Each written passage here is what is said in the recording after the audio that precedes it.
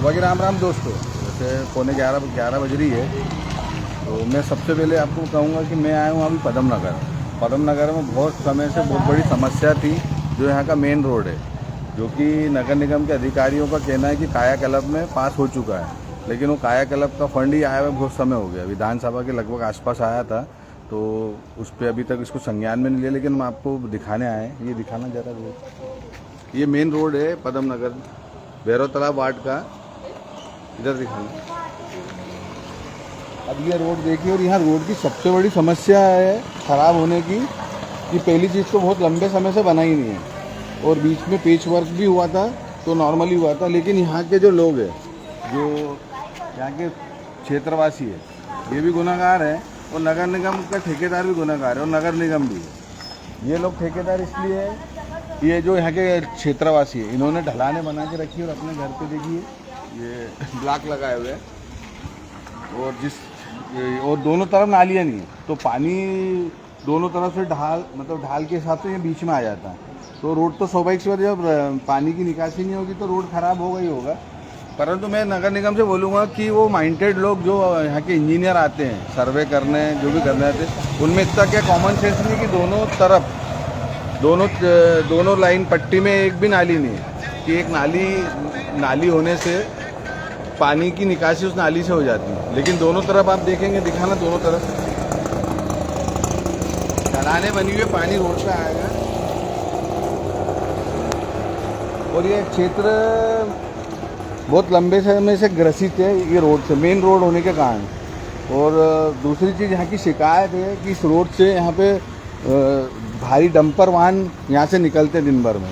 अब ये देखेंगे, आई ये क्रॉसिंग की हाइट देखेंगे, ये क्रॉसिंग भी कई बार एक्सीडेंट का कारण बनती है। ये क्रॉसिंग की हाइट देखिए, और ये जो रोड है, ये इस कॉलोनी का मेन रोड है, पदम नगर कहते हैं, और भैरव तालाब वार्ड में आता है।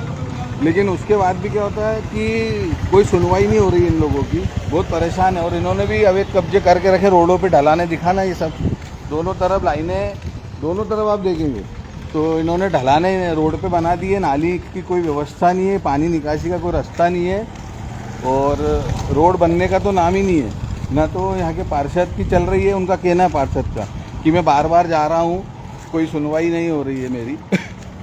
और उसके बाद ये यहाँ के लोगों का कहना है प्रशासन शासन से कि यहाँ जो भारी जो डंपर निकल रहे हैं वो स्पीड से निकलते हैं, तो क्या इस क्षेत्र में त्रुटि होगी या किसी के साथ दुर्घटना होगी तो ही यहाँ की सुनवाई होगी। क्योंकि हमारे यहाँ देश है, 2011 में निर्भया कांड हुआ था, तो साल भर तक पूरे क्षेत्र देश में हाहाकार मच चुका था।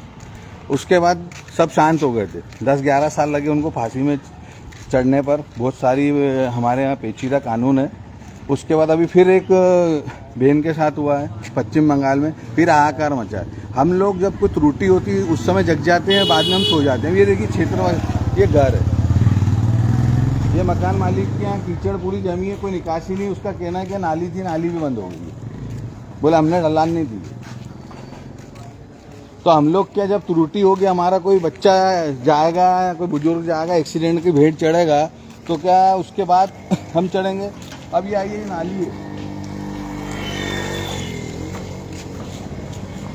ये नाली है, ये नाली पे भी कब्जा है पूरा, और नाली की सफाई नहीं हो रही है। जो झाड़ियाँ हैं, ये किसका काम है काटने का? ये नगर निगम की जवाबदारी है। लेकिन नगर निगम के यहाँ न तो पार्षद बोलने जा रहा है, पार्षद भी मेरे ख्याल से 10-11 बजे उठता होगा। आप लगा दीजिए स्वास्थ्य विभाग में अधिकारियों को, वो भी आते 9-9:30 बजे तक। उसके बाद जी जो प्रभारी हैं, हमारे भाभी जी हैं, रियाज मार्शल जी की श्रीमती जी, तो वो लोग भी नहीं उठ पाते सुबह, क्योंकि वो लोग बहुत व्यस्त रहते हैं दिन भर, उनको क्षेत्रों के दौरे करना रहते हैं, इसलिए उनको कोई मतलब थोड़े ना। क्योंकि जो स्वास्थ्य विभाग में आपने पोस्ट ली है MIC में, तो आपका सबसे पहला काम है कि सुबह उठ के पूरे क्षेत्र, पूरे शहर की हर वार्ड की समस्या, हर वार्ड की एक समस्या सुननी चाहिए, देखनी चाहिए आंखों से। तो यहाँ कुछ भी ऐसा नहीं हो रहा है। ये देखिए मचान इतनी बड़ी बना के रखी है, ये दादर का ब्रिज भी नहीं होगा एकदम। इससे कितने डंपर वालों को बेचारों के पत्ते टूटते हैं। जो स्पीड से जाते हैं उनके पत्ते टूटते हैं, डंपर वालों का नुकसान होता है, बारी जो आइसरें निकलती हैं उनका नुकसान होता है, उनका भी थोड़ा ख्याल रखिए। ये है कोई हाइट है क्या, ये हाइट देने लायक है क्या इस क्षेत्र में? इसके बाद आइए यहाँ पे ये गड्ढों का है, ये दिखाइए पूरा, ये गड्ढे दिखाना मुझे। हमारे पास है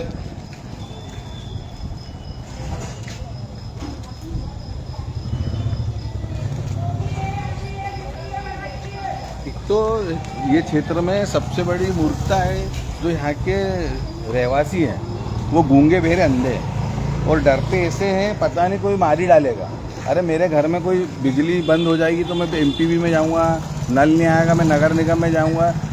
एक दूसरे को बोलते रहेंगे पार्षद चोर है, फलाना ढिकामा अधिकारी ऐसा है, ये वैसा है, गाली गलौज करते रहेंगे, लेकिन धरातल पे जाना चाहिए ना आप लोगों को। मेरे को कम से कम 1-1.5 महीने से फ़ोन लगा रहे थे, बोला आ रहा हूँ। यहाँ ये जो गड्ढे हैं इनमें आप मछली पालन कर सकते हैं। अगर आपको व्यापार करना, बेरोजगारों के लिए एक सुनहरा अवसर भी है यहाँ पे कि आप यहाँ पे जो गड्ढे हैं उनमें आप मछली पालन कर सकते हैं, क्योंकि अभी अगस्त के बाद वो प्रतिबंध खत्म हो जाता है। लेकिन हमारे क्षेत्र में कोई प्रतिबंध नहीं रहता है, 12 ही महीने मछलियाँ बिकती है, जबकि एक समय 1 महीना रहता है प्रजनन का जब बेन रहती है।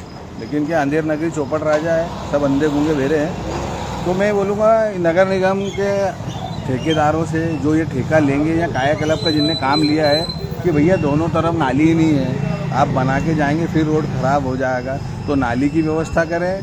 कृपया ये यहाँ के रहवासी क्षेत्रवासियों को जो कहूँगा जिन्होंने ढलान बना के रोड के आगे तक ले आए अपना होटला की गाड़ी में निकलने नहीं दूंगा, तो उनसे भी निवेदन है कि अपने दायरे में चले, अन्यथा नगर निगम से निवेदन करेंगे, उन पर कार्रवाई करें।